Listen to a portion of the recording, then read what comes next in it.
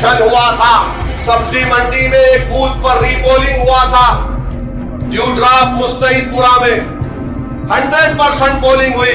BJP वालों के पेट में दर्द हुआ, पेचिश शुरू हो गई, तो बोले रीपोलिंग कराओ, फिर रीपोलिंग में 29 पोलिंग होगी। तरफ से हो या अपोजिट जो पार्टी है कांग्रेस उनकी तरफ से हो, मतलब आपने सुना कि वो खुद कह रहे हैं कि उनके पिताजी के समय भी मतलब एक बूथ पर रीपोलिंग कराया गया था, जो कि 100% पोलिंग हुई। उसके बाद से फिर रीपोलिंग कराया गया, फिर भी 100% हुआ। तो उनके पिताजी के समय भी उनको बहुत दबाने की कोशिश की गई। चाहे अभी फिलहाल भाजपा की सरकार है, तो ये असदुद्दीन ओवैसी साहब अभी भी कह रहे हैं कि अगर आपको ज्यादा नजर रखना है तो आप पूरे तेलंगाना के बूथ पर रखो, सिर्फ मेरे बूथ पर मतलब हैदराबाद के कुछ बूथ पर आप ज्यादा तवज्जो क्यों दे रहे हैं? तेलंगाना के हर बूथ पर आप तवज्जो दे। और इन्होंने ये भी कहा कि इलेक्शन जो होनी चाहिए वो फेयर होनी चाहिए, मतलब फ्री होनी चाहिए, उस पर किसी का दबाव नहीं होनी चाहिए, और इलेक्शन जो होता है वो फ्री ही होनी चाहिए। और इस पर जो कंट्रोल होता है इलेक्शन कमीशन का कंट्रोल होता है, इस पर न किसी सरकार का कंट्रोल होनी चाहिए, न किसी का दबाव होनी चाहिए। ये खुलकर अपने मंच से कह रहे हैं। अगर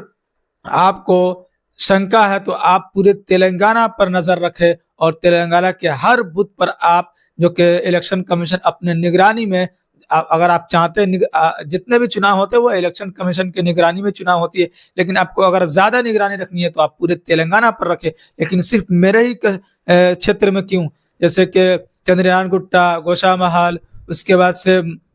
जो इनके जितने क्षेत्र में आते हैं, जितने सीट आते हैं, उस पर ही क्यों ज्यादा तवज्जो रखने की बात चल रही है। असदुद्दीन ओवैसी साहब का कहना है कि भाजपा की तरफ से मुझे हराने के लिए या मुझे कमजोर करने के लिए मतलब साम दंड भेड़ हर चीज अपनाया जा रहा है। भाजपा केंद्र सरकार जो है सिर्फ एक सीट को हराने के लिए जितनी उनसे कोशिश हो सकती है वो कोशिश करने की कोशिश कर रही है कि मैं किसी भी तरीके से ये सीट को मैं अपनी हाथ में लेने की कोशिश करूं, लेकिन ऐसा होने वाला नहीं है। जो हैदराबाद की आवाम है, हैदराबाद की जो जनता है, वो भली भांति समझती है और जानती है किसे यहाँ पर लाना है। आप कितने भी जो कोशिश कर लो, अभी फिलहाल बहुत चर्चा में यह है कि इसलिए लगभग यहाँ का 5 लाख जो वोटर है उनका नाम जो है वो कट चुका है। तो असद साहब ने यह भी कहा कि वो 5 लाख जो वोटर जो बार बार जो उठता है कि वोकस वोट यहाँ पर बहुत ज्यादा होते हैं हैदराबाद सीट पे, जहाँ से असदुद्दीन ओवैसी साहब जीत कर आते हैं। तो एक लेटर दिया गया भाजपा की तरफ से, जो कि अभी यहाँ जिक्र किया, नाम का मैं जिक्र नहीं करूंगा। उन्होंने कहा कि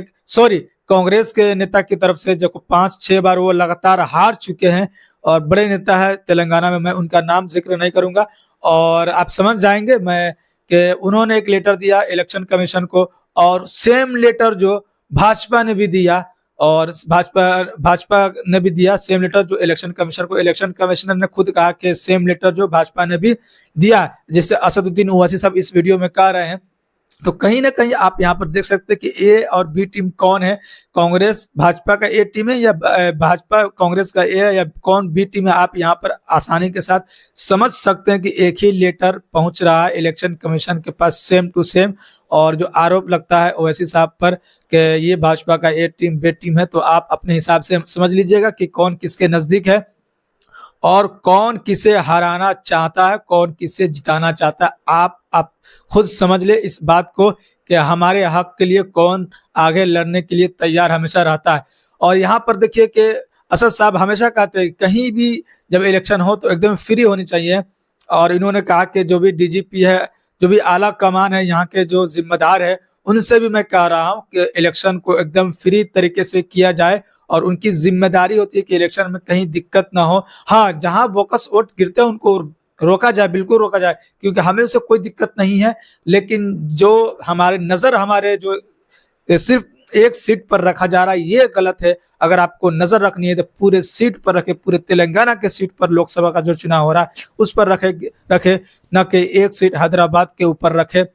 और यहाँ पर भी उन्होंने जो कि संविधान के दायरे में रहकर बात करने की कोशिश की, जो संविधान के दायरे में रहकर इलेक्शन कैसे की जाती है, कैसे होनी चाहिए, उनका हवाला इन्होंने दिया कि संविधान हमें ये कहता है, संविधान ये कहता है कि इस हिसाब से चुनाव होनी चाहिए। तो असद साहब एक ऐसे शख्स है जो कि हर काम संविधान का आर्टिकल बताते हैं कि इस आर्टिकल में हमें इस चीज की इजाजत देती है और इस आर्टिकल हमें ये छूट देता है या इस चीज के लिए ये आर्टिकल है कि इस हिसाब से आपको काम करने की जरूरत है। तो ऐसे इंसान को अगर आप जिताकर नहीं लाएंगे तो वह किसे लाएंगे, जो सिर्फ नफरती बात करते हैं, जो सिर्फ नफरत को बढ़ावा देते हैं, एक दूसरे को लड़ाने का काम करते हैं। उम्मीद करता हूं कि ये वीडियो देखकर आपको अच्छा लगा होगा, जो कि असदुद्दीन ओवैसी साहब और उनके पार्टी से रिलेटेड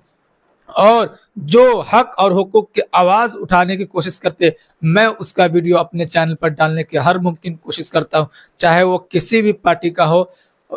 शर्त यह है कि उनके अंदर दम होनी चाहिए, वो पार्टी लेवल से ऊपर उठकर हक और हुकूक के लिए आवाज उठते हुए उनको देखा हो आपने कभी किसी समय, स्टेज पर हो या संसद में हो या विधानसभा हो में, न कि जीत के जाने के बाद मौन बनते हुए उस शख्स को आपने देखा हो, तो उसका मेरे चैनल पे आपको वीडियो देखने को नहीं मिलेगा। सिर्फ उसी का वीडियो देखने को मिलेगा, चाहे वो किसी भी समाज का हो, हक और हुकूक की बात करेंगे, उसी का आवाज में आप लोगों तक पहुंचाने की कोशिश करूंगा।